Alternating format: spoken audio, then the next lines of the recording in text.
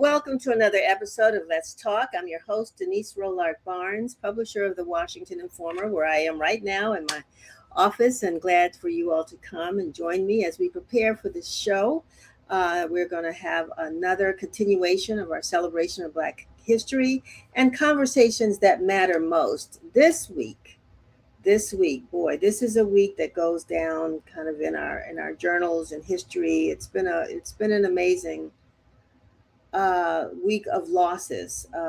We had the whirlwind headlines about one, the loss of Reverend Jesse Jackson, who we all loved and admired. I say we all loved. You may disagree, but I mean, he was at the top of my list of heroes.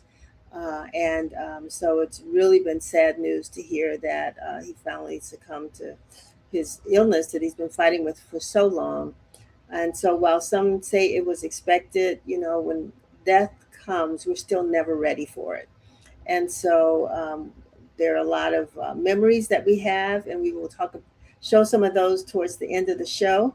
And of course, in his words, I am somebody and keep hope alive. Those are the two things I guess, words that we'll remember forever. Just like my dad, as you can see, I don't know what the sign was now, but if it is to be, it's up to me, that I keep in the background. But I always say, keep hope alive. And I thank you, Reverend Jackson, for giving us that mantra to kind of recognize it no matter what, which I think our guests are going to help us to understand as well, why we should keep and do keep hope alive.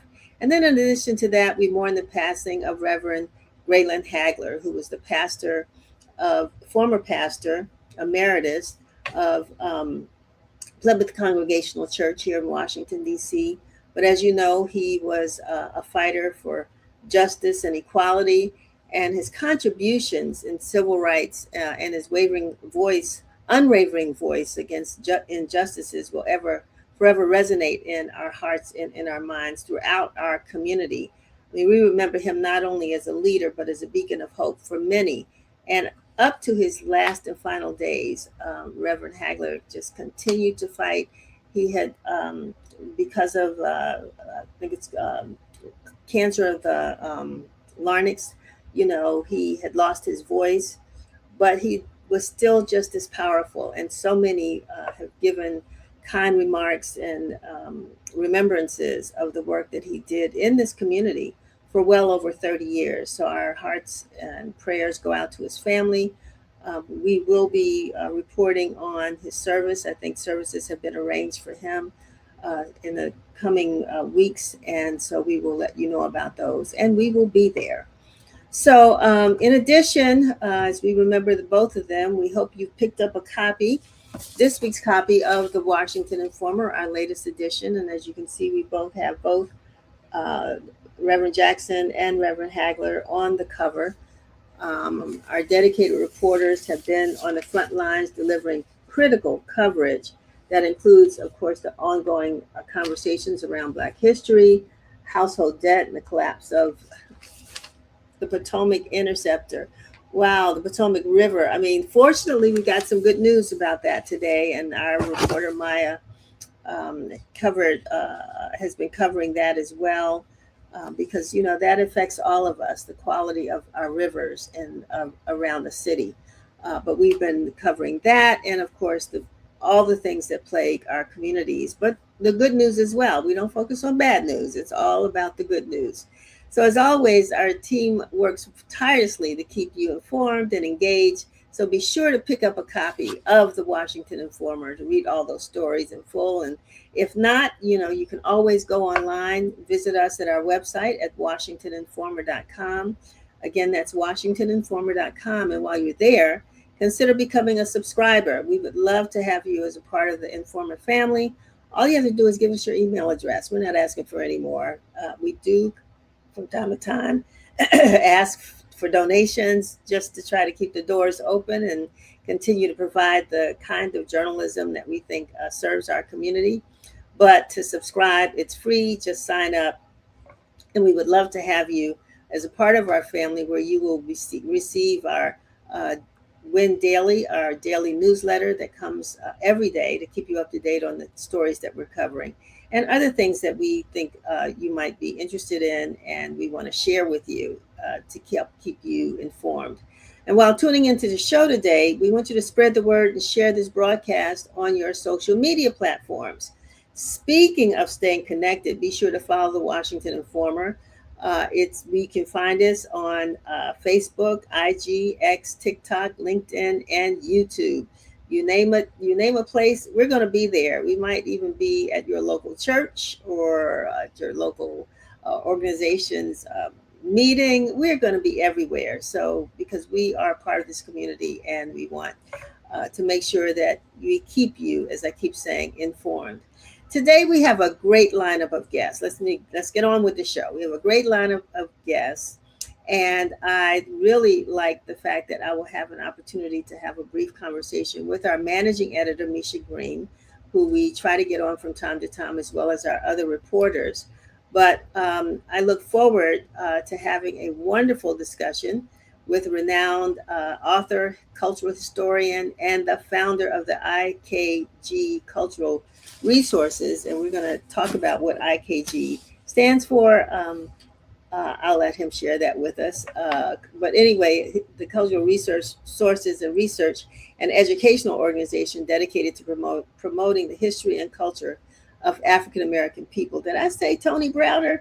I mean, that name is no stranger to anybody in Washington, D.C., but he will be with us today. Anthony Browder, I'm so excited to have a conversation with him about his new book and the trips that he has planned going back to Egypt. You know, he's been there well over probably 60 some times, and he will be going back again, taking folks in his final trips before he passes the baton to his daughter this year. So anyway, later on, our very senior reporter, Sam P.K. Collins, will be sitting down with Dr. Ashley Farmer, a leading scholar whose insights into social justice and history are as enlightening as they are necessary. And again, finally, as I said, Misha and I will have a conversation. We're going to talk about Reverend Jackson and just his contributions, not only nationally, but especially right here in the District of Columbia.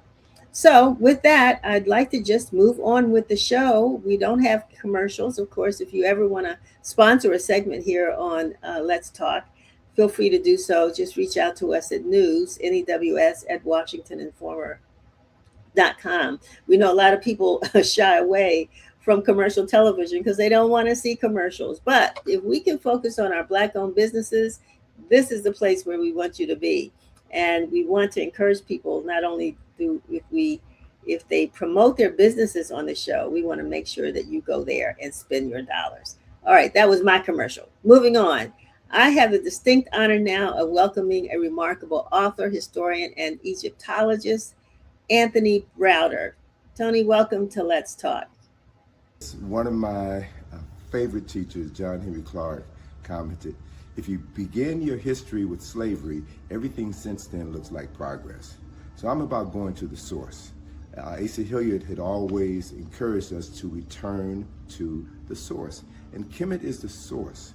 Africa is the source of life. Kemet is the source of history, culture, science, philosophy. Everything which makes a civilized people civilized began first here in the Nile Valley. And that's information which everyone has a right and obligation to know, particularly people of African descent.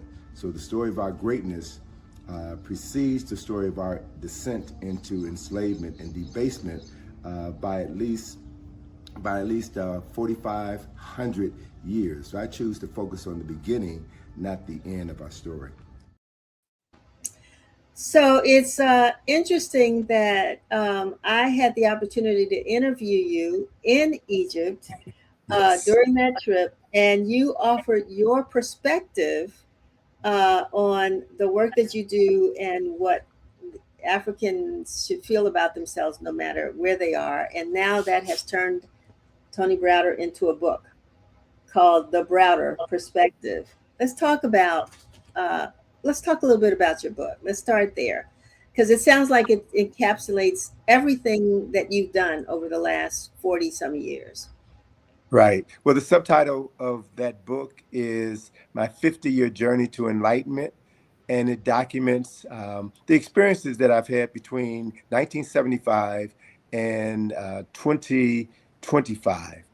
That was when I was exposed to information about African history and culture and African spirituality, which helped to define who I was as a young African American man who had just graduated from college and was looking to find my proper place in the world.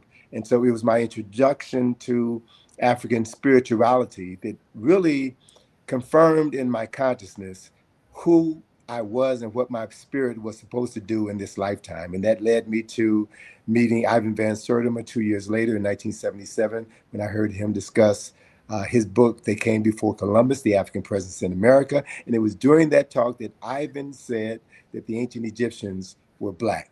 That was the first time in my life anyone had ever informed me that the founders of the Nile Valley civilization were, in fact, people who looked like me.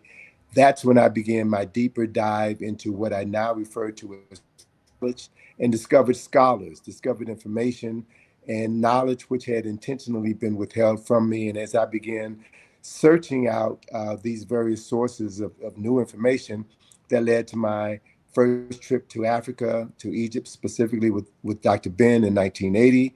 And if all goes as planned, I will complete my 71st trip to Egypt in December of this year.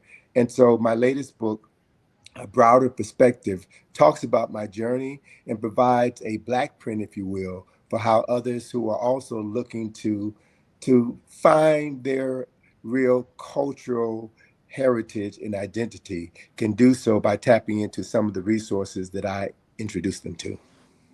Tony, as I read through this, and I think there's one thing that you mentioned in the book that sort of directed your life was the fact that you said you never wanted to work for anybody. Uh, Exactly. your was it your father, I think, or your My grandfather, grandfather, my right? grandfather, yes. Who Hmm. sort of you? It's an observation that you had that grounded you into this space that you always wanted to be self-employed. So, Exactly. so, and then I go back personally, and I think about a kid in junior high school when Dr. King was assassinated. That was the thing that sparked sort of my interest in Black history because we had a Black history teacher that came after that. So even with what you've done today, what was it about your early years, even before going to college, that made you receptive? Information is given to us, but a lot of times we don't receive it, and Sure. so you received this and it directed you in this path, towards, you know, Egypt, African spirituality, all of that. What was it about your younger years that made you receptive to this? Well, I just happened to be doing this interview from Chicago. I came here yesterday to receive a award and acknowledgement for from the mayor of Chicago, Brandon Johnson, at his annual Black History program. And so he acknowledged my work. And so coming home is always a reminder of what my journey has been. I take pride in sharing with people that my mother was 16 years old when I was born. So I grew up in my grandparents' household on the west side of Chicago. And so I was now the ninth mouth that my grandfather was responsible for feeding. And I watched my grandfather, who migrated to Chicago from Vernon, Alabama in the 1940s. I watched him struggle. And I watched him as a undereducated Black man who could not find meaningful employment in Chicago, who was often debased by his employers. And he brought his anger and his frustration home. And I saw the impact that it had on my grandmother and my mother and her siblings. And it was only after my grandfather died that I began to realize the struggles that shaped his life and how that then impacted the lives of everyone in his household. And so I made a commitment to myself that I was not going to give anybody that much power over my life. So that is what has driven my determination to be self-employed. And I'm blessed to say that I've been self-employed for 47 years. And having the ability to control my own finances, my own life, is the greatest expression of freedom. It's allowed me to cultivate my interest in African and African American history. So I spend my money and I buy books. And then I travel to conferences to meet the authors of the books that I've read. And when an opportunity presents itself, I travel to the countries that I've read about in my book. So that's what started my international travels. And because of the fact that I'm creative, and for those of us who are self-employed, we have to be very flexible. I have used my talents as a designer, as someone with a background in advertising, to write information about African history, to make that information, that knowledge, palatable to a people who've been socialized to dislike reading. So I'm using my marketing skills to market what I love, African history and culture. And it's been a blessing for me. I also own my own publishing company. So I've been responsible for publishing almost a dozen books, my daughter's books. And it allows me to live the quality of life that I've always wanted to live and help to liberate the minds of sisters and brothers who matter so much to me in the process. And that liberation of the mind is what, I think a lot of people get out of listening to you and reading your books and reading the books that you refer to people, because in this book you give, after you give your perspective, you give a book list, right? So Exactly. yeah, but it's the spiritual part that really kind of resonates, because it's not, we look at things sometimes as, I guess, social scientists or whatever, and we do research or whatever, but there's something deeper here, and Sure. something I think you want people to get out of what you have learned and discovered about our African heritage, about from whence we came, how far back we go. I remember asking you in that interview, I said, do you now, after all these trips to Egypt, um, uh, understand why people say, we came from the kings and queens of Africa? And you're like, I hate that. I hate that. So, I mean, talk about the spiritual connection that you've made and that you hope other people are making as they listen and read what you, purvey. Sure. Well, let me just add some context to what you just said. I Okay. dislike people saying that we were kings and queens because less than 1/10 of 1% of Africans on the continent were kings and queens. The vast majority of people were teachers, were writers, were physicians, were healers, were carpenters, were masons. And that still holds true today in any society on the planet. So we have a tendency to focus our attention on the highest ranking among the pyramids in our societies and forget the people who make the kings, who make the queens. So that's where our power really lies.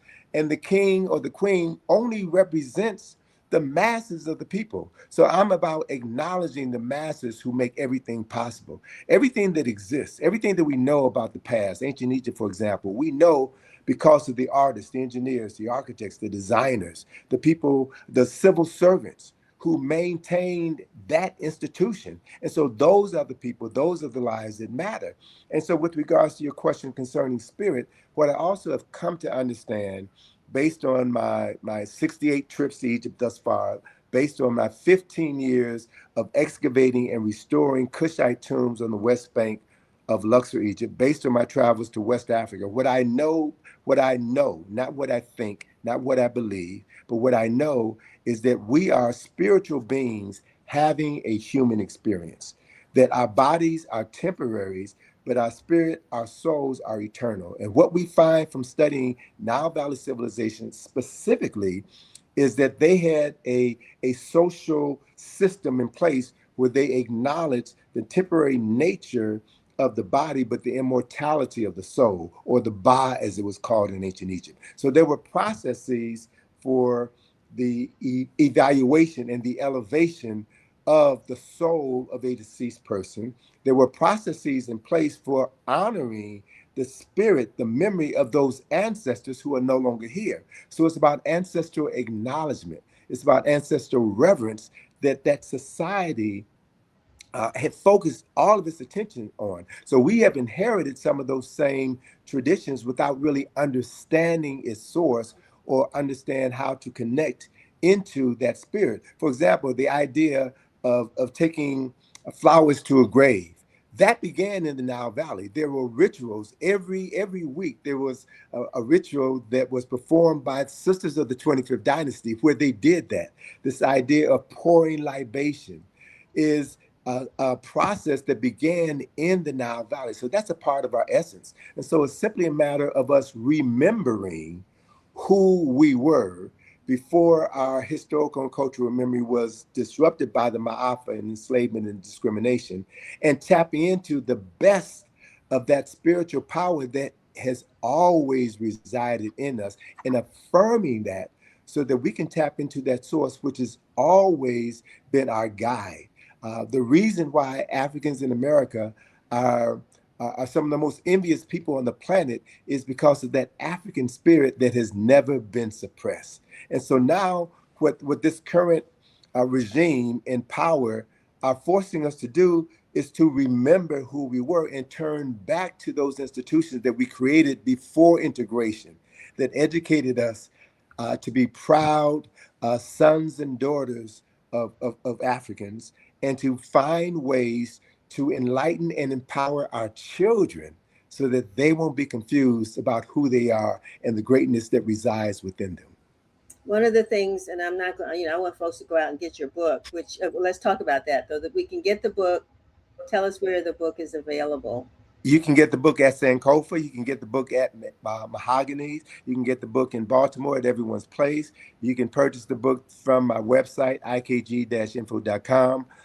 Like you, I am a firm believer in supporting Black businesses. So we want to support those people that have a vested interest in the maintenance of our community. Yes, you can get the book from other places, but Jeff Bezos don't need our money.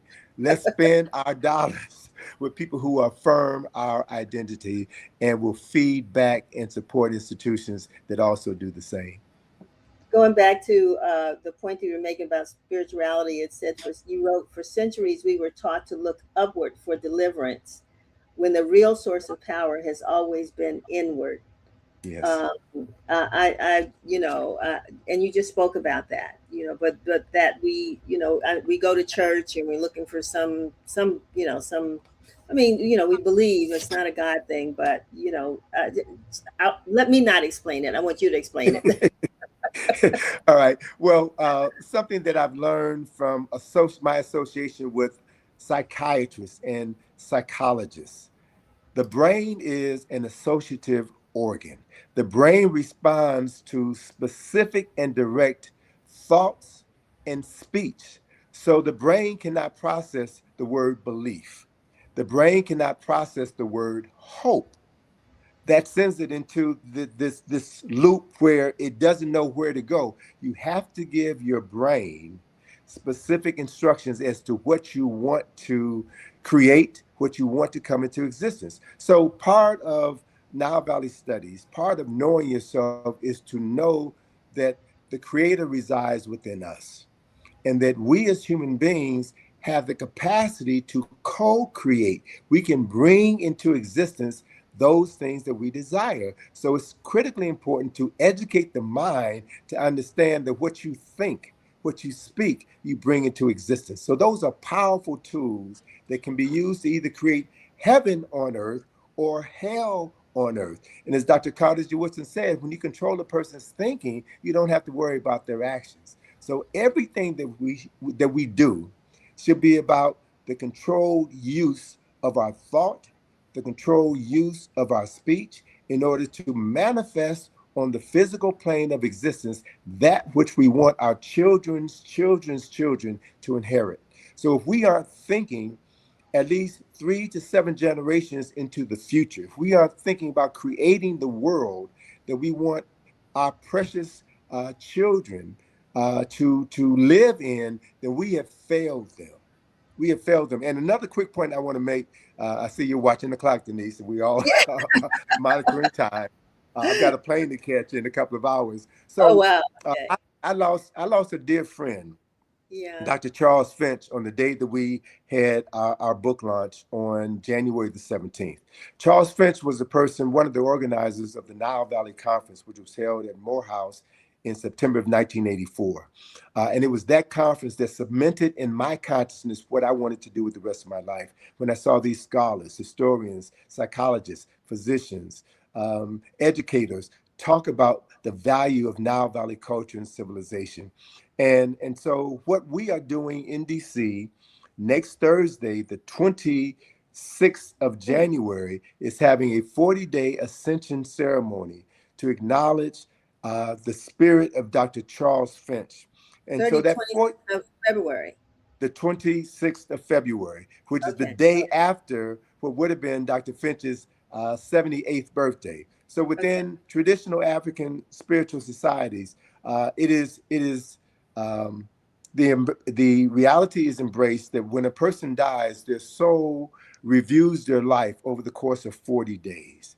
And then in ancient comedic civilization, they have the scene of the weighing of the soul, where the soul is weighed opposite the feather Ma'at, and one has to declare their innocence by reciting the 42 admonitions of Ma'at, from which the 10 commandments were derived. And after that declaration of innocence, and if the heart is found to be as light as a feather, if the person has lived a righteous life, then they go on to reap the reward in the afterlife, and then that soul becomes an ancestor. So it takes 40 days after a person's death before they become an ancestor. So we're going to be working with the Adasi sisters and several other Washington, D.C. stalwarts that you and I know very well and respect very highly. We're going to formally welcome the spirit of Dr. Charles Finch into the ancestor realm, where we can now, for the rest of our lives, call on him as an ancestor to inspire us, to direct us and guide us as we continue to do our work here on the earthly plane. Before that sound that's and that's going to be where?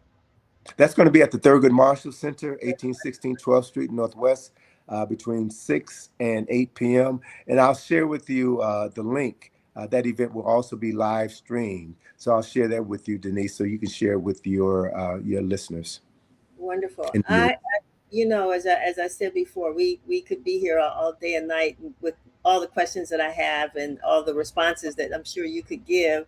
But I'll just ask. I know that you had a book signing, a book release and book signing at Thurgood Marshall about a month or so ago. Are you going to do that again? Are you planning Right. to? Mhm. I am. I'm waiting for Sharikiana at Sankofa to confirm a date. They want to have my signing somewhere on the campus of Howard University.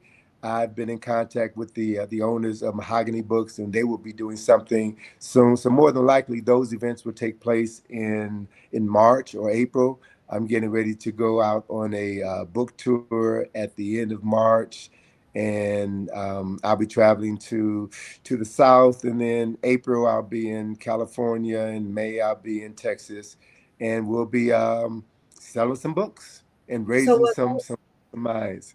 will Yes, folks be able to go to the website to find out where you will be and over the next couple of months? absolutely. All of the details can be found at the IKG website. Yeah, thank Okay. you for that shout out. And I know you're going, you have two trips. I don't want to say final, I know they won't be final, but two, I mean, trips where you're taking people to Egypt over the next, well, this year. And then you're Yes. passing the baton to your daughter. Talk about that a little bit before we go. Sure. I took my daughter to Egypt with me when she was 7 years old in 1989. And then we published her first book a year later. And at the time we published my book, my daughter was 7 years old. She was the youngest published author in America. That book was entitled My First Trip to Africa, and it was about her trip to Egypt. So by the time she went to Hampton University, she had published two books about her travels around the world with me to discover the African presence. And she found her world history professor was using my book, Nile Valley Contributions to Civilization, to teach African history. So I have immersed my daughter in her history. I've assumed responsibility for teaching her who she is as a person of African descent. So she's been to Egypt. She's been to Egypt 20 times.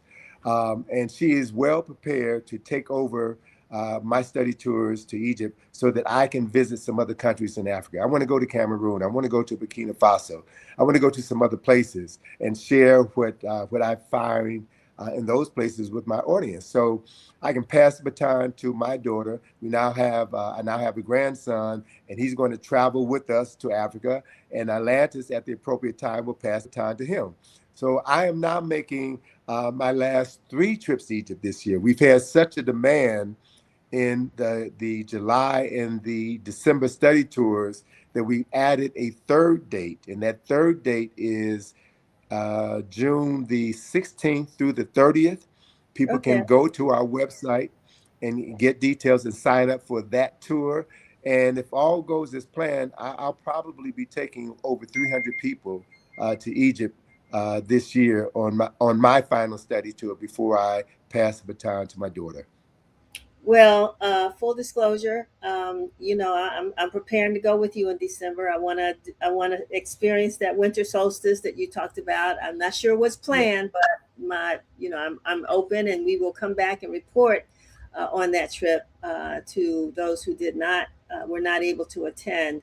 But Tony, I want to thank you so much for being with us today. I really tell people you need to pick this book up. You need to read it. You need to read it. Might have to read it a couple times, and and then come and hear him speak if you haven't already, and just experience the spirituality that exists within. I want to thank you for being with us today. And Denise, thank you so much, and all the best to everything that you and your organization are doing. I look forward to seeing you soon. All righty, likewise. Safe travels. Thank you. Bye bye. Bye bye. So I want to, I get personal sometimes in my interviews. Y'all know I do that, but that's just that's the person in me, as well as the journalist in me. I love to ask questions and learn more. And there's someone else who likes to do the same thing, and that's why he is a member of our team, and that is Sam P.K. Collins, who is a journalist who lives and breathes. Black history and community and truth telling and storytelling.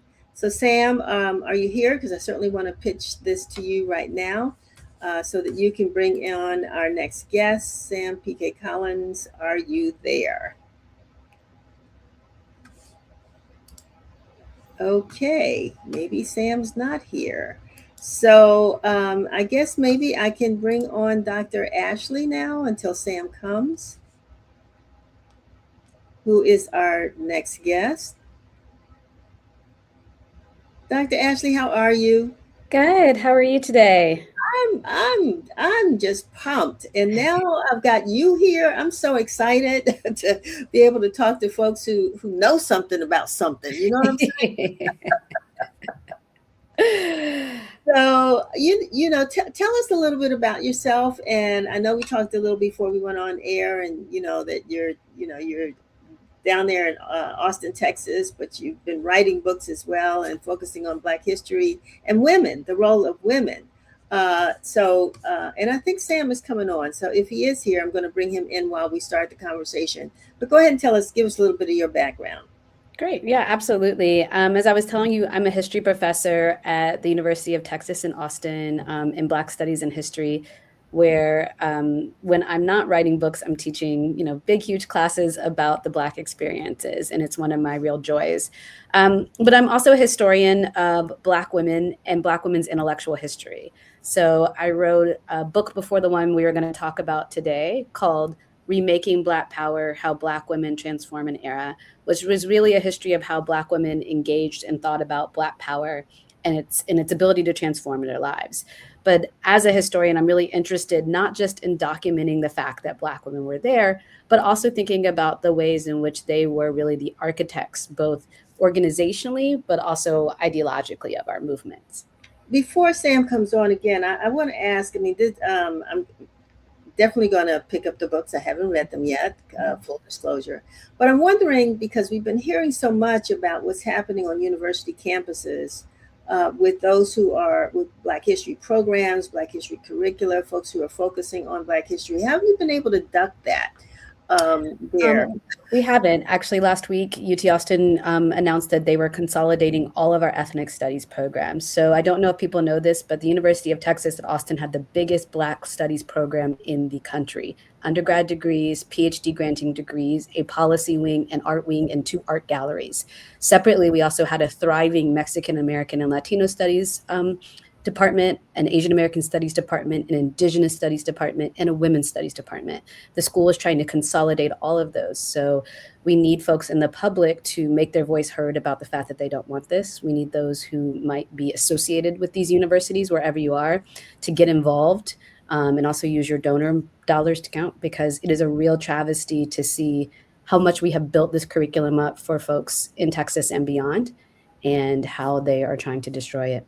Wow, I was just when you talked about that, I was thinking how fortunate the students are there to have a professor like you teaching the courses that you're teaching, and then I'm thinking, oh my, what's about to happen? Not knowing that you're really facing that already.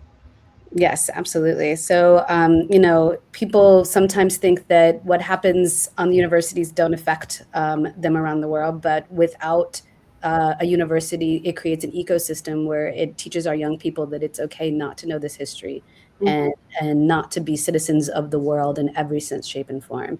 And it's not only imperative that we do this because it's important and it's ethically and morally right, but also because we want to prepare young people to be global citizens in the truest sense. And that means understanding people and having empathy from and for all people of all cultures and races. Well, shout out to you, Dr. Farmer, for, I mean, fighting the fight and continuing and telling folks what we need to do. I mean, to reach out to the university, especially alumni, Yes, donor. absolutely. Yes. Email those provosts, those presidents, and let them know that this is not the way that we expect higher education and academic freedom to go. Right. Okay. Well, I'm going to pass you on to Sam P.K. Collins, who is here now. And thank you very much for that chat with me. Of Sam. course. Thank you so much for having me. I like the way. How you doing? Good. How are you? Good to see Uh, you. Likewise, very, very good to see you. I don't know if the producers told you, but I was very excited for this interview. I heard. Uh, Yes. Yeah. so I'm not entirely sure how much you have talked about the book, but I would definitely like to, if you can just talk more about what inspired you to speak about Queen Mother Moore. Queen Mother Moore being a nationalist and a woman at that. And I'm asking this question because, as I'm sure you are aware, when people speak about Black nationalism, at least in circles I've been in, there's oftentimes concern about um, how women are treated within those circles and whether they have a voice. So I'm just curious as to your upbringing. If you can just speak to your exposure to this great ancestor and Mhm. what inspired you to write about her. Absolutely. So I would say there's two things. I first encountered Queen Mother Moore when I was a young kid through the book called I Dream a World, and it had portraits of Black women. And the portrait that you see here, that's on the cover of the book, was my first exposure to Moore.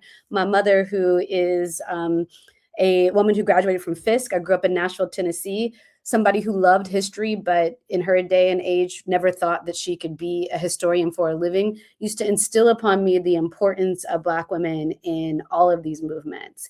And once I started researching and writing about Black women as my career, my first book, called Remaking Black Power, I interviewed probably 30 to 40 activists, and almost everybody had a story about Queen Mother Moore. It was the first time that they had heard anybody talk about reparations from her. It was the first time they'd ever heard about Garvey, right? They talked about the way that she could walk across the stage and inspire and move people to action, in support of African liberation and what was happening with police brutality down the street. And so I had to know more about her. And when I did, I found out that there really wasn't much about her. I couldn't find anything beyond kind of a couple of interviews and blog posts from folks that hadn't known her and met her. And I was absolutely astonished that someone who lived from 1898 to 1997, who had been a part of the Garvey movement, the Communist Party movement, the Republic of New Africa, the Million Man March, had not been documented in her full kind of glory and entirety. For those who aren't aware, would you mind just speaking about the PGRNA, the Republic of New Africa? Yeah, absolutely. I love talking about this because it gives me a chance to tell a really great story about Queen Mother Moore. So I want to emphasize that here from the 1920s to the 1960s, Moore always advocated for Black people to have a separate Black nation. And she moved that idea not just from immigrating back to Africa, but actually having a separate Black nation on US soil. And so when people started to kind of think seriously about this idea in the late 1960s in Detroit, she was one of the people that was at the kind of forefront of creating this organization. And I love telling this story because folks say that when they kind of went to this unfurled this document that was a declaration for a separate Black nation on US soil, people got a little skittish about actually signing it. But Moore walked to the front and was one of the first signatories of the declaration because it embodied the ideals that she had been fighting for at that point for the better part of 50 years, right? The fact that Black people were a free and separate people, the fact that integration into the United States was futile, that America, as it were, is a failed project in terms of, kind of racial harmony. The fact that Black people are owed reparations and that money should be used as the seed money to start a separate Black nation, and that this could connect us back to our heritage of Africa more broadly. So Moore functioned for the first couple of years in the PGRNA as it started to develop across the nation in northern cities, and as they started to develop their own plebiscite down in Jackson, Mississippi in the early 1970s. So when people talk about Black nationalism as some kind of like pie in the sky ideal that can never come true, that just is not historically accurate. We have and continue to create formulations that, bring these ideals to real people on the ground. And just to build off your point, the plebiscite ideal itself just comes out of this notion that out of the Civil War and Reconstruction, we weren't, as African people, given a choice to declare our citizenship. They sort of imposed that on us. And another point you brought up was in reference, I like how you connected reparations or even nationhood to Africa, and that vein between the Garvey movement and the PGRNA. My next question is in regards to reparations. I'm not sure how familiar you are with this whole FBA and ADOS movement that's popping up in recent years. I just wanted to get your take on that. How does Queen Mother Moore sort of dispel this notion that reparations is something that only can be fought within the framework of being an African American? How does she dispel this notion of us needing to use ethnocentrism in order to advance reparations? If that makes sense. I think that's a really great question. So Moore started really advocating for reparations in the late 1950s, early 1960s. So during a time when, this really seemed like a very fringe thing, not something that is in kind of our everyday vernacular every day. But I would say that at its core, Moore was not just arguing about reparations for slavery, though she did think that Black people deserved that. But writing in the 1960s, she was also talking about that we deserved reparations for the afterlives of slavery, all of the years of cultural, economic, mental, psychological, physical, right, degradation, dehumanization that we had been through.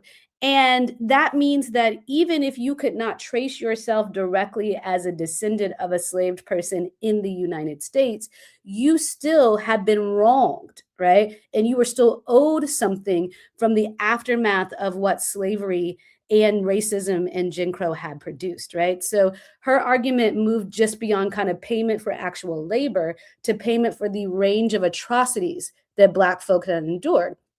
And so it doesn't really matter whether or not you can trace your lineage directly to a slave that was working in the American South, because as a Black person, you've been wronged and the government owes you something.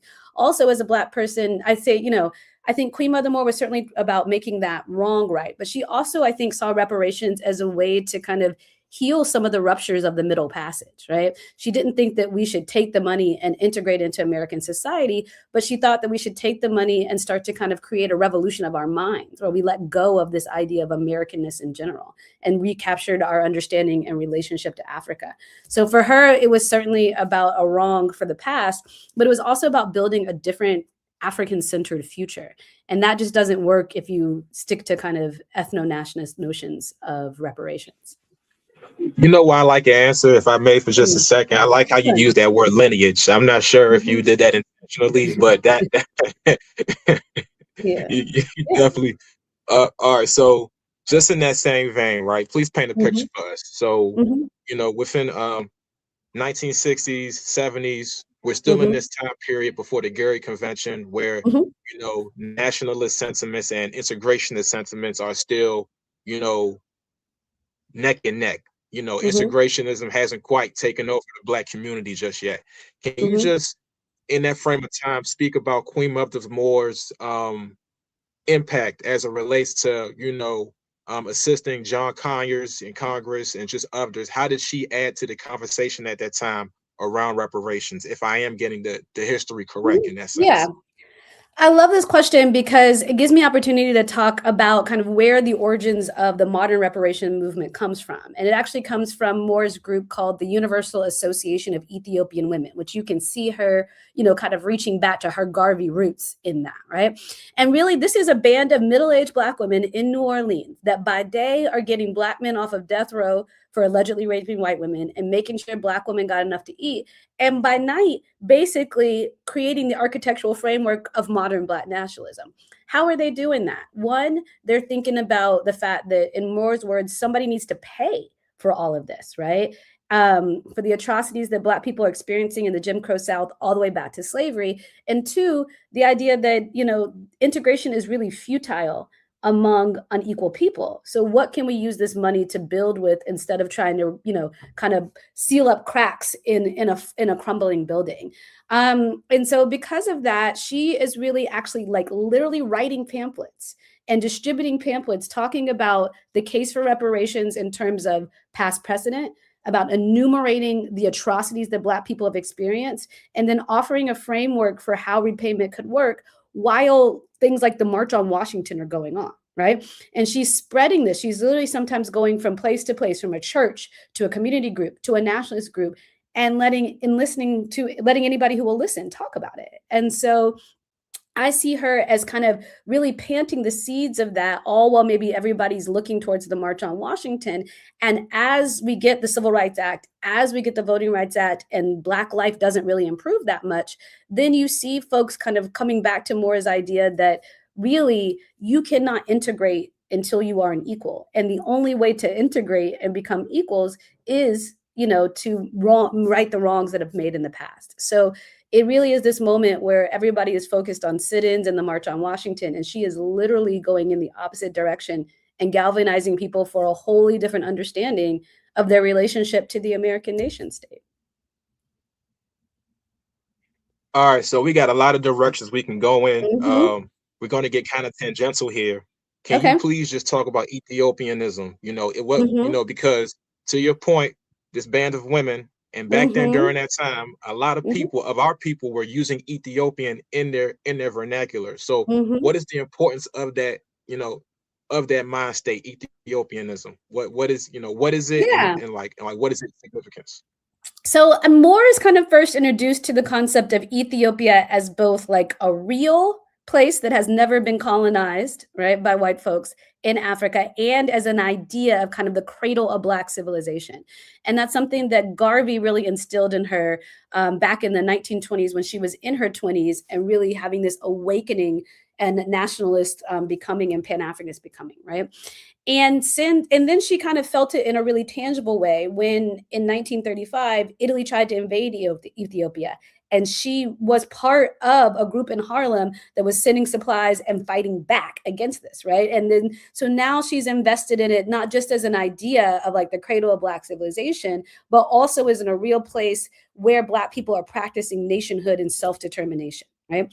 So by the time we get to the 1950s and 60s, she and other former Garveyites really hold on to the idea as a way to kind of signal their nationalist politics, as a way to assert their desire for African decolonization, and also to inspire those around them with the idea that Black people have a whole lineage and a whole history and a whole actual physical space that quite frankly has nothing to do with white folks. And that's what they should be galvanizing around. So it certainly was an idea, but for her, it was a very real understanding of what it was like to put Black nationalist principles into action. Yeah, that brings to mind for me Psalm chapter 68, verse 31. You know, uh, so clarifying question: Queen Mother Moore and the Honorable Marcus Messiah Garvey, were they contemporaries, or was there a mentor-mentee relationship? I'm not quite clear on that history. They were definitely contemporaries. So actually, Moore was born fairly well off. She was actually living a pretty great life as one can live as a Black girl in Jim Crow, Louisiana, in New Orleans. But she was orphaned and slid down the class ladder. And I think this opened her eyes to kind of the degradation around the world. But she married a Jamaican sailor. Jamaica is where Marcus Garvey originated and where the UNIA originated. And he introduced her to Garveyism. And if you'll give me a little bit of lead time, I'd love to tell the story that she tells about it, because I think it really captures her spirit. So I want you to imagine that it's the early 1920s, 1922. Moore went from being this kind of woman who had maids and nannies to being a maid and nanny in white women's household. And she is walking to the Longshoremen's Hall in New Orleans, Louisiana. This is like a 2-story, very traditional structure. It's got those shutters that we all know that remind us of the Gulf South. And she says she's walking slow because she's got a 45 in her bra, another in her pocketbook, and that her husband has a suitcase full of bullets, right? And as she's walking into the Longshoremen's Hall, they're asking, everybody is trying to figure out if Marcus Garvey is going to speak tonight. And that's because he came to New Orleans, which was a stronghold for the UNIA. And he was arrested because he could rouse Black people to nationalist action like that, right? And so they're ready to defend him with guns. So as she tells it, Marcus Garvey comes bounding down the middle of the benches, and the police threaten to arrest him. And everybody raises their guns in kind. And they say, "Speak, Garvey, speak. Speak, Garvey, speak," right? And she says they put their guns away, and she hears Marcus Garvey talk about, ancient Africa, talk about the fact that she should be proud of her skin and her hair, talk about the fact that the same things happen to Black people in Cairo, or the same things happen in South Carolina, which are the same things happening in Cuba, which are the same things happening in Canada. And she starts to kind of put it all together. And she becomes a Garveyite then and there, right? And so, Garvey leaves after that, about 5 years after that, when he's deported by the federal government. But she is, in many ways, one of the foremost Garveyites that carries his ideals from the 1920s all the way to the 1990s. Let's talk about Ghana for a second. So I'm not quite knowledgeable about this, but did Queen Mother Moore by any chance have a relationship with Kwame Nkrumah, or with his family, or with like any of his progenitors? If you can just delve into that for us. Yeah, absolutely. So interestingly enough, Queen Mother Moore was a lover of Africa, but she was very wary of going to Africa as a tourist and kind of recapitulating the power hierarchies that she knew was in place. So she actually did not step foot onto the African continent until she went to Kwame Nkrumah's funeral in 1972. But there, it was very much kind of a political awakening of another moment. And I want to remind folks that she was born in 1898. So by the time it's 1972, she is, in the later stages of her life before she really touches down. So she admires Nkrumah, but never actually gets to meet him. But while she is there, she goes to Guinea and sees Sekou Touré. And then this prompts her being invited back to Tanzania several times for different conferences, like the All African Women's Conference, the 6th Pan-African Congress. She ends up going to Nigeria. She ends up going to Uganda as the personal guest of Idi Amin, which if you pick up the book, you'll read about their, sordid relationship. So I wouldn't say that she necessarily had a one-to-one relationship with Nkrumah, but through Nkrumah, right, Africa opened up to her. And she was treated as kind of the queen of Black America and feted as such. And she went on about 8 different trips between like 1972 and 1980 to different African countries. All right, Miss Farmer, we about to go in because Yeah. all right. So the Sixth Pan African Congress, right? Mm-hmm. As you know, this was the first Pan African Congress after decolonization. A lot Mm-hmm. to discuss. To your Yes. knowledge, Mm-hmm. as a member of the diaspora, Queen Mother Mm-hmm. Moore, what did she add to the conversation? What were Mm-hmm. her observations as to the diaspora's place in Pan Mm-hmm. Africanism at the time? Yeah, I mean, Queen Mother Moore is an interesting person because basically she's been around for all the Pan African Congresses, more or less, right? That's And this is the true. That's first, true. yeah, and that's the first. This is the first one that she actually got to attend, and she's thrilled that it's the first one on African soil, right? Um, so she served not as a delegate, but as an observer at that conference. And so a lot of what you see her doing there is kind of moving in and out, talking to people, having audiences with everybody from Nyerere to Amiri Baraka. And if you're a student of that time, you know that there was a huge kind of rift there between the Marxist and the nationalist that took place. And Moore was ardently still on the nationalist side. She felt that people had gone too far into their class politics. She also really advocated for reparations while she was there. When you talk to people that saw her there, that's one thing they remember about it. But she also felt disappointed by it in the end. She didn't feel like there was enough concrete plans coming out of that because people were too working towards too much infighting for there really to make a plan for Black Americans to support, decolonization and nationalism, and for the diaspora to kind of build something separate from Western culture. To that point, my understanding was that, by that time period, I think it was 75.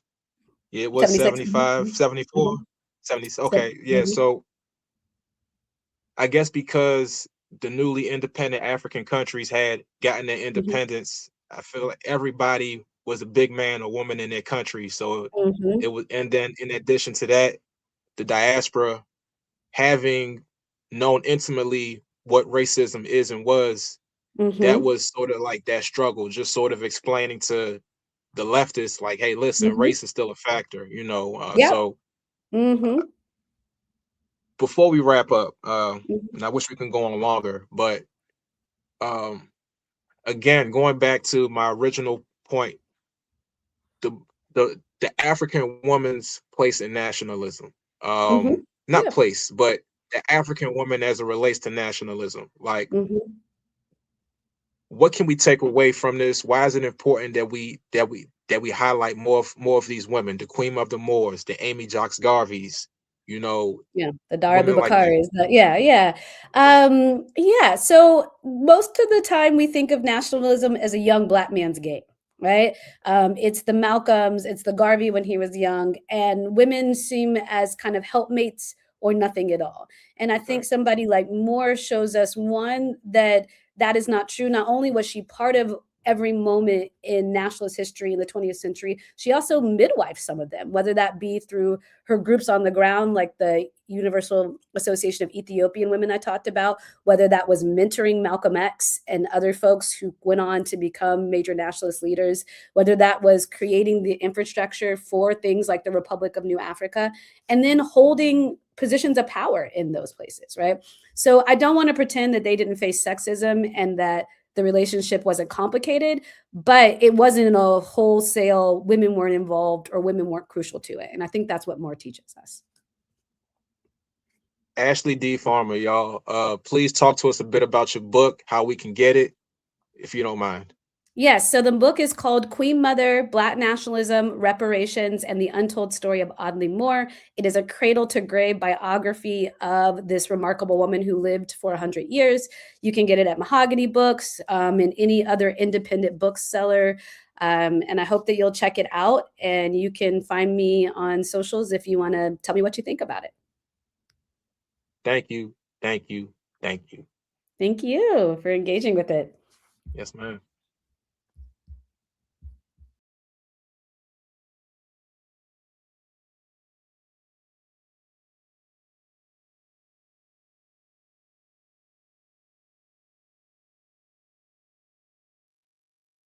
You on mute.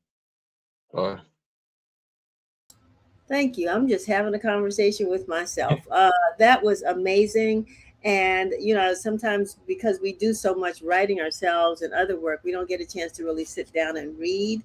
And as Tony Browder said, in our books are sort of the pathway to freedom and, just clearing our minds and letting us kind of get an opportunity to see what's out there. And so when we read the story about Queen Mother Moore, who I met many years ago as a younger person, you just never know the history and the background of the people that are in your presence. So I truly, truly, truly enjoyed that interview, and look forward to getting her book and the one that's coming next. She talked about, I don't know if you heard that one, but there's another book that's coming after that she's writing about. So we just hope that these institutions will continue to understand the value of Black history and other um, ethnic groups, the history of many other groups, because they're really doing the country a disservice when they silence our writers, or they attempt to silence our writers.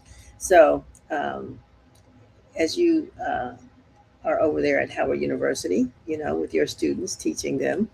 oh, no question, no All question. right. Black press history at that. Yes. Let Yes. them know. Well, I want to thank you for that. I know we're supposed to bring on Misha Green, managing editor of The Informer, to talk a little bit more about Reverend Jackson. And so we want to close out with this conversation. Misha, great. I learned a lot in this show. I'm telling you, I mean, lesson after lesson after lesson, I'm over here thinking, okay, I should have been recording this so I could transcribe it. But that's the beauty of technology. I can get all these quotes later.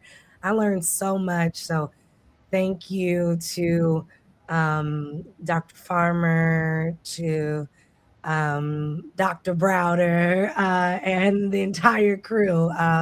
You all's interviews were incredibly engaging. And so thank you for allowing us to learn along the way. Well, I'm glad that he's seated. We of course had a couple of folks listening and watching. Hazel Mosby, my mom Vera Abbott, and Barrington Salmon. Haven't seen Barrington in a long time, so glad. I know that he said he loved this, Sam. So I know he did. I know he did. Loved that interview. And of course, our very own Stacey Brown, who we could have had on actually for this segment. We Yes. go on to talk about our hero that we just lost was Reverend Jesse L. Jackson. And so I know that, Sam did a wonderful piece this week on Reverend Jackson, and Misha, you did your magic, as editing that piece. But talk a little bit about Sam, about what you captured and the voices that you were able to get locally. No question. The local voices I got. First, shout out to Marcus Batchelor. He's actually running for the Shadow Senate seat. And it was very cool in just conceptualizing that story, reaching out to him, seeing as Marcus was born during the late Reverend Jesse Jackson's period as one of the first two shadow senators for DC. So just hearing Marcus's reflections and him reflecting on the continuation of that legacy and what's left to be done as it relates to garnering statehood. And even at such a time right now where home rule itself is in danger of being repealed or being chipped at by the Trump administration and by the Republican Congress.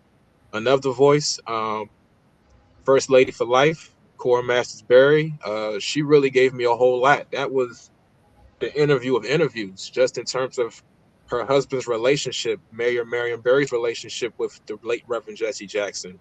Hearing about how he was one of two mayors to support Reverend Jesse Jackson's presidential run, and how the announcement at the convention center back in '84 or '88 was packed, and how that announcement went on and on and on because staff members just supported that endeavor.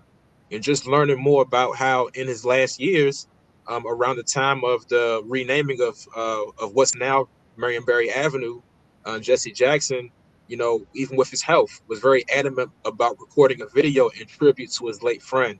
So that friendship and the history of that friendship, from Reverend Jesse Jackson eulogizing Marion Barry, to even him marrying the Barrys back in '94. It was just very impactful hearing that history. And one more point I want to bring up: Cora Masters Berry was very adamant about her reflection on how these two friends growing up in the Jim Crow South, organizing in the Jim Crow South, and how by virtue of them being immersed in that turbulent environment where a black man can be killed for sport, right? That they came up and they changed the world in their own way. And given where we are right now and the comforts, the relative comforts that we have, we're talking about the last of the Mohicans. So it's like, um, who is it that we have? Of course, it's us. We're doing the work right now, but Jesse Jackson represents an era that is bygone, and we do have a few other people who are still here with us. But the more and more these ancestors transition, the more we realize that there's still work to be done. And we got to do the work right now in terms of just documenting this. And I'll leave it there. No, I appreciate that, Sam. I do. I mean, and just I just have to say, because I have to say it. Reverend Jackson also eulogized my dad when he passed. Mm, And the service was held at Shiloh Baptist Church, and I've just appreciated the fact that he would come in and do that, for the family. But there was a generation of leaders at that time, and they may not always have agreed, but they did not openly disagree. Fortunately, we didn't have social media then where they could badmouth each other on, Twitter or whatever. They really got together and talked things through, because they had to have a public, united front. And so, I mean, I think that's the difference of what we probably see now with what we saw then. And, when Reverend Jackson was the shadow senator, he lived near Howard University in, I can't remember what's the neighborhood. LaJoy Park. LaJoy Park, right? They bought a house there, and he served there. And I'll just say really quickly, there's so many, memories that folks would have of him being in the district. But I know I also remember when some public housing was being torn down over here in Southeast off of Wheeler Road. And because of the conditions that people were living in at the time, Reverend Jackson came over and spent the night over in this community. I think we have some photographs of him and some of the men who were living there. It made a difference. It makes a difference, and we try to do things from a different. We don't connect anymore because we're doing this. Mm. you know. So, Misha, I know you have some memories as you posted some photographs of yourself on Facebook with you and Reverend Jackson. I know you all met. I did. I just want to first shout out everybody, the entire team jumping into um, high gear, if you will, when we learned of the sad news of not only Reverend Jackson's passing, but hours later we learned of Reverend Hagler's. And I think at about 7 in the morning, Stacey Brown sent me a piece that we were able to get online. Emil Harris um, immediately started conducting interviews with people here. And then Sam was able to do that wonderful piece looking at Reverend Jackson's contributions to the district, which is on the front this week. So I want to, yay. Yes, thank you. Pick up Um, a copy. pick up a copy, pick up a copy, pick up a copy.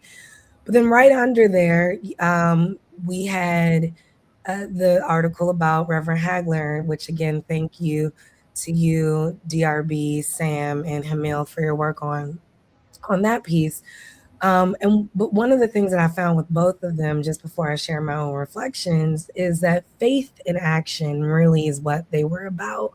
Um, we looked at Reverend Jackson, who obviously was a faith leader, but so much of and I love this picture with two great faith leaders, but that they were able to use the lessons that they learned in their Christian values in order to go and take it to the streets and to be freedom fighters. And Reverend Wanda Thompson said the same thing about Reverend Hagler in November.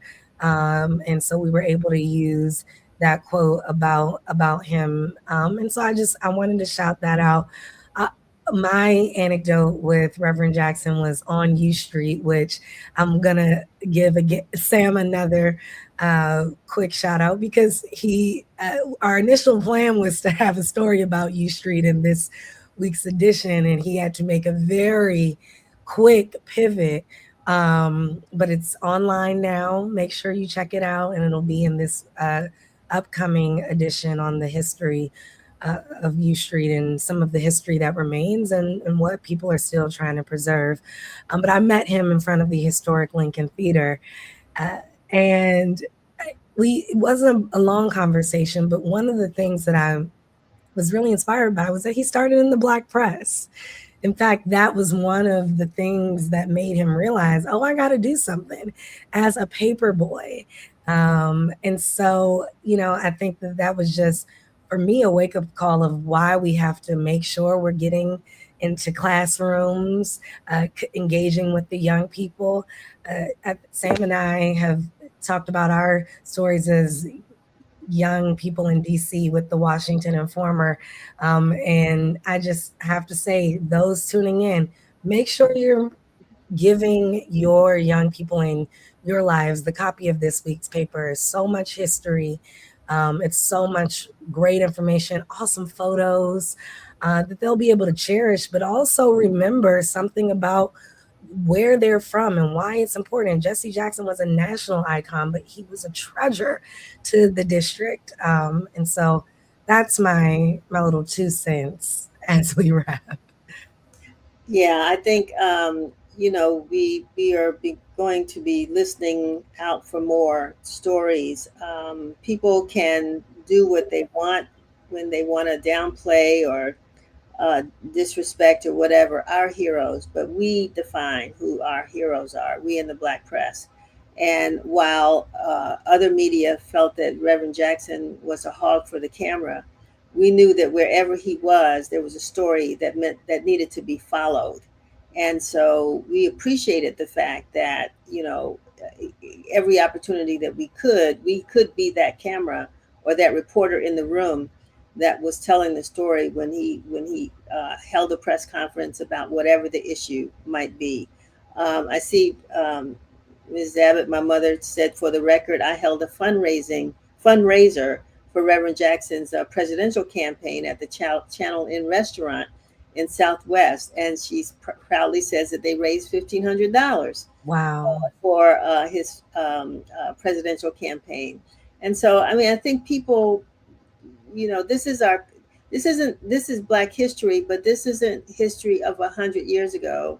Although we should be proud of that history, and it's not our history of thousands of years ago, which Tony Browder talked to us about, because our history does go back that far.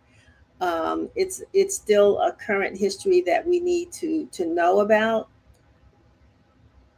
be informed, educate ourselves on, and teach our children, so that he talked about 8 generations from now, just like we're trying to remember folks like Marcus Garvey and others, our children's children's children will know these people who made a difference in the lives of the world. Yes. They'll know that they are somebody.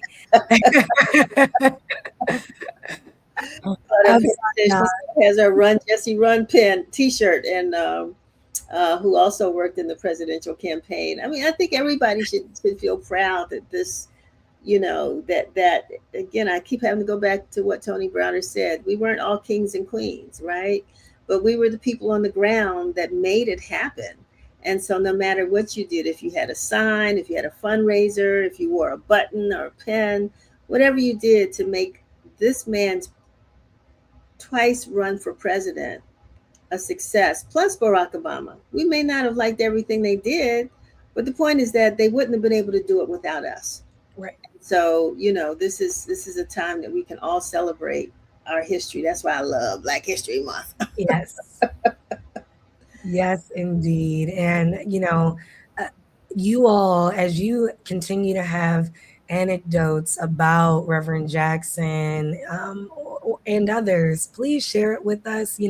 Of course, we're Black History 365. So if they're, thank you, at news@washingtoninformer.com, because these are the stories that we can continue to share and to preserve.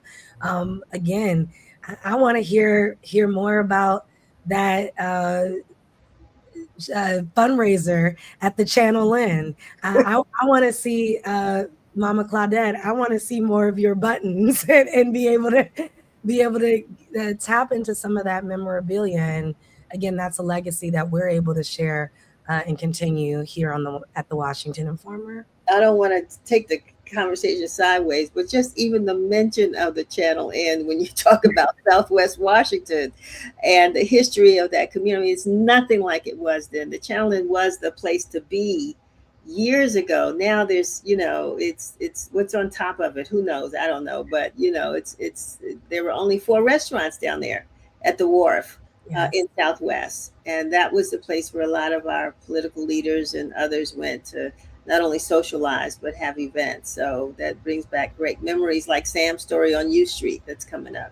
Yes, and also Claudette Perry added, I also praise and honor Reverend Hagler, who was a staunch advocate for freedom and justice in the district. And Yes. absolutely, I mean, it was, as I was talking to Sam, we're in a very spiritual time in the world, with the start of Ramadan, with the start of Lent, and then you lose these faith leaders, these civil rights icons, these freedom fighters who really leaned on their, again, staunch foundation and spiritual guidance, but in order to make a difference.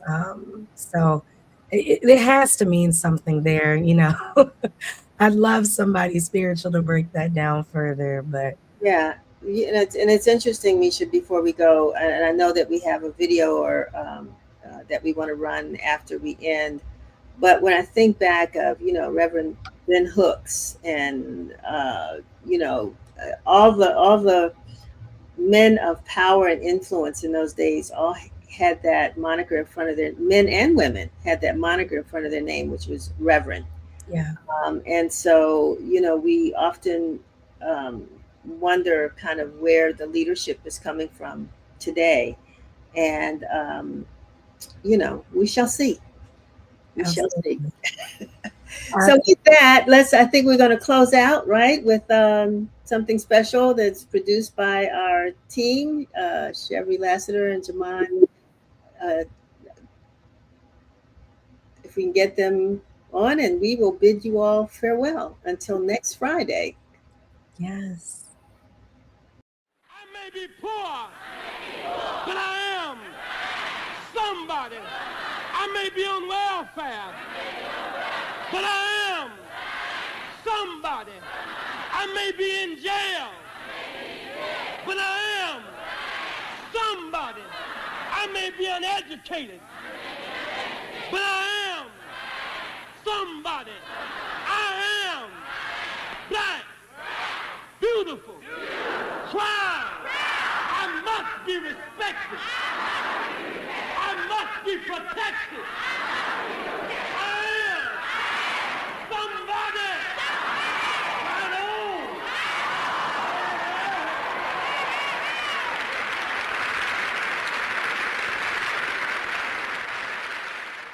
Keep hope alive.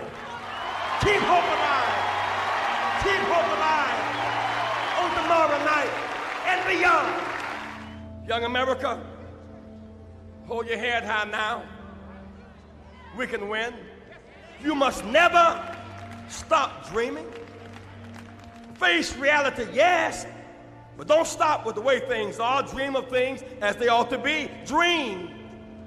Face pain, but love, hope, faith, and dreams will help you rise above the pain. Use hope and imagination as weapons of survival and progress, but you keep on dreaming, young America. Dream of peace. Peace is rational and reasonable. War is irrational in this age and unwinnable. Dream of teachers who teach for life and not for living. Dream of doctors who are concerned more about public health than private wealth. Dream of lawyers more concerned about justice and the judgeship. Dream of preachers who are concerned more about prophecy than profiteering. Dream on the high road of sound values. You must never surrender to inequality. Women cannot compromise ERA or comparable worth. Women are making 60 cents on the dollar to what a man makes. Women cannot buy meat cheaper. Women cannot buy bread cheaper. Women cannot buy milk cheaper. Women deserve to get paid for the work that you do. It's right and it's fair.